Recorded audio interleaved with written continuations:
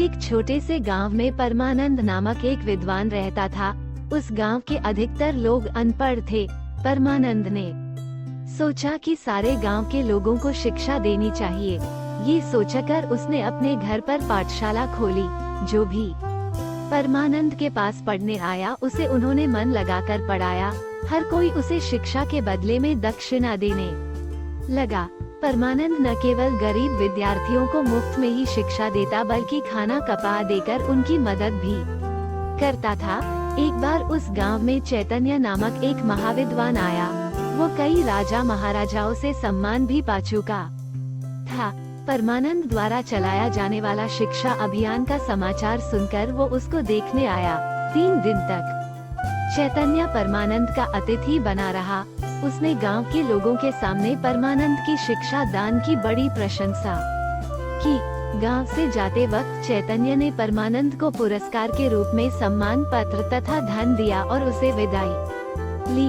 महाविद्वान चैतन्य के आने से परमानंद के प्रति गांव के प्रमुख व्यक्तियों का आदर भाव दुगना हो गया था।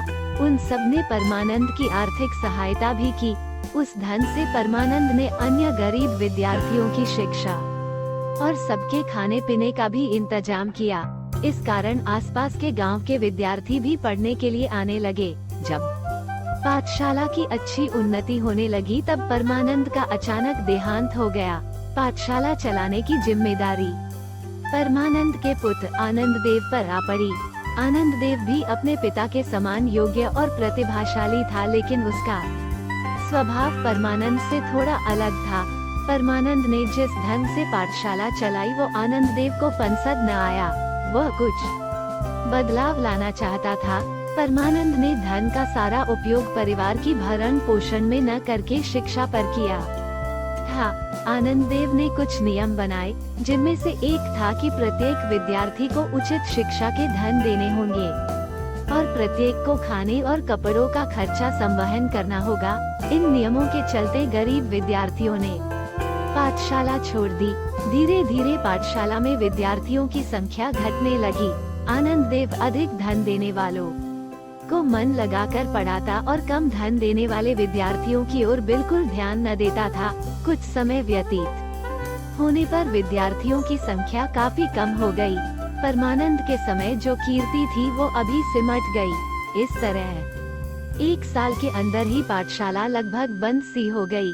आनंद देव के पास विद्यार्थियों के नाम पर केवल 2 से 3 विद्यार्थी ही बचे। उनकी दक्षिणा से आनंद देव को परिवार चलाने में दिक्कतों का सामना करना पड़ा। उसने जो सोचा था उसके विपरीत ही हुआ। उसी गांव में देवव्रत नामक एक गरीब युवक रहता था। वो आनंद देव के पिता परमानंद का परम शिष्य था। वो दिन भर खेत में काम करता और शाम को गरीब विद्यार्थियों को पढ़ाता था। वह विद्यार्थियों को मुफ्त में ही शिक्षा देता था।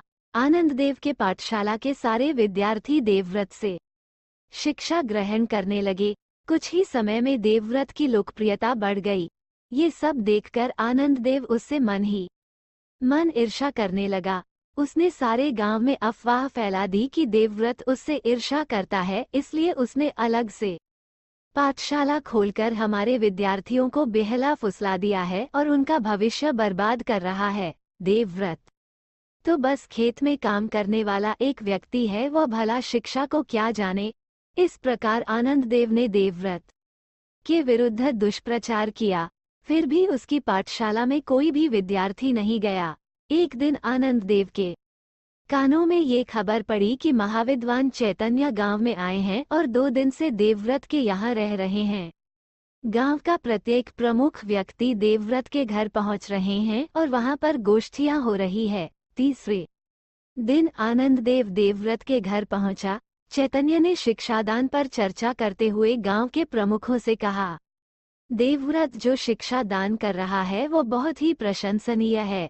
अन्य दानों के समान शिक्षा दान भी प्रशंसा के योग्य है। शिक्षा दान करने वाला व्यक्ति महापुरुषों की श्रेणी में आता है। परमानंद का सच्चा शिष्य और उत्तराधिकारी देवव्रत ही है। चैतन्य के चले जाने के बाद देवव्रत की पाठशाला में विद्यार्थियों की संख्या काफी बढ़ गई। उसे अनेक लोगों से चंदा प्राप्त हुआ। गांव के आसपास के विद्यार्थी भी उसकी पाठशाला में आने लगे। अब देवव्रत ने खेत पर काम करना बंद करके पूरी तरह से ही पाठशाला का काम करना ही शुरू कर दिया। देवव्रत गरीब बच्चों को मुफ्त शिक्षा देता था तथा उनके खाने और कपड़े का इंतजाम भी करता था। कुछ दिनों बाद देवव्रत महाविद्वान कहलाया।